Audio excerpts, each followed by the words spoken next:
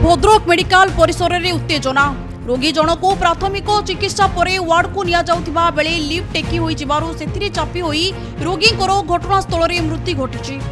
सूचना अनुसार भद्रक ग्रामांचल थाना अधीन रांदिया नरसिंहपुर मिनती परिडा अणनिश्वासी अनुभव परिवार लोके भद्रक जिला मेडिकल रे 108 जोगे भर्ती करथिले।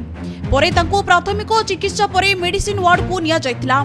हेले लिफ्ट निकट रे कोनोसी स्टाफ नथिला और हठात लिफ्ट उठी जायतिला। मिनती लिफ्ट रे चापी होई मृत्युवरण करथिबा बेले तांको नाती पुओ और बहु अल्पके भर्ती जाइछथि। मेडिकल रे भंडारी पोखरी विधायक पहुंची मृत परिवार को भेटी आलोचना करबा सह तुरंत परिवार को क्षतिपूरण देबा सह गोटे सप्ताह मध्य गेलोपुर ठारे नुआ करी होइतिबा नुआ मेडिकल को तुरंत कार्यक्रम करबा पई दाबी करिसथि।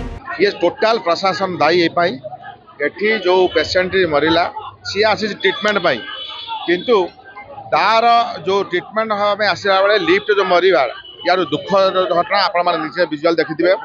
मु दाबी करूची तुरंत ये जे मरीचंती तांकर क्षतिपूरण दवा सहित तुरंत मेडिकल को एठू शिफ्टिंग करा जाऊ। ऑलरेडी रेडी है कि अछि आप कौन भाई एठू शिफ्टिंग करूना काई करूना एडी टॉन्सिल बारदला कहला कटक मुसे सासुंगर टॉन्सिल बारदला कहला कटक रेफर कर मु कहनी एडी रखी के ताऊ सेलाइन दे ऊपर को नियो ने दे तला ऊपर को हम जगह केई गुटा मुटे धर ऊपर को उठी पड़चंती केई धइलेनी हमको हम घर मुटे नियो ने लिफ्ट रे नियो ने को लिफ्ट ने जबरदस्त पड़ले पुलिस लाइट दिला कोडे वाला से पुलिस वाला निसुआ वाला पुलिस वाला सिंद्रो लगे दिला हम पुआ भी मार दे पुआ को टाड़ी आनी केई गुटा जगह केई गुटा आसुरल स्टाफ गुटा केई धरता आसुरल ससुर मो चार जण तो हैरान होउछु लिफ्ट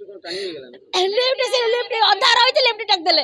नॉर्मली ताकर टिके ठंडा प्रॉब्लम थिला निश्वास नै पारतुलेनी 108 जुगे आनथेनु आनिके देखिनु ये भद्रक मेडिकल बर्तमान एई बळा अवस्था माने मारी दैछन एडा सीधा माने स्टार्ट मर्डर एडा।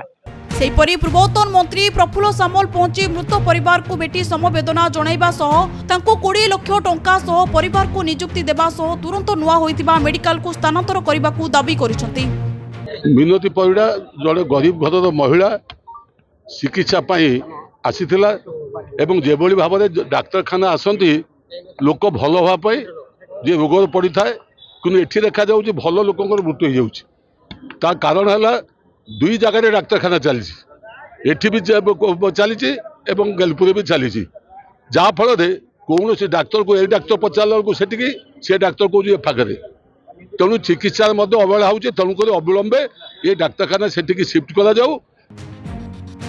घटनास्थल में भद्रक विधायक और जिलापाल पहुंची मृत परिवार लोकों सह आलोचना करी मृत परिवार प्रति अनुकंपा राशि सहायता करितिबा नै सूचना देबा सह खराब होइतिबा लिफ्ट स्थान रे नुआ लिफ्ट लागिबो बोली कहिसंती जिलापाल।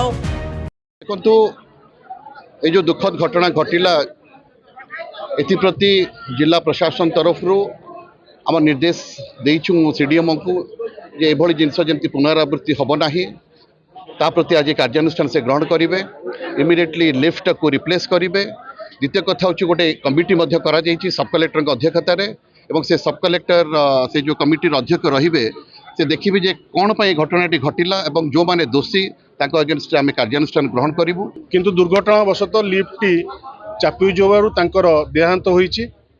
स्वाभाविक कथा परिवार वर्ग प्रतिक्रिया रखी जिला प्रशासन एवं आमे माने मध्य उपस्थित होई परिवार वर्ग को समवेदना ज्ञापन करूँ और आगामी दिन में एपरी घटना नवाई आमे माने प्रतिश्रुति दौचु आ या पछरे जो माने भी दोषी बाहर निश्चिंत तदंत पर कार्यानुष्ठान ग्रहण कर घटना मु पहुँचला तेणु हठात लिफ्ट फेलोर होती सका लिफ्ट चलूला पेसेंट जस्ट पशिची सेंसर फेलोर हो हठात लिफ्ट परिचालन करता सेंसर फेलोर होती आम जाचु आम बारंबार काली सजाई आम कर आज पेसेंट जाइए तेणु आम जहाँ हम करूँ।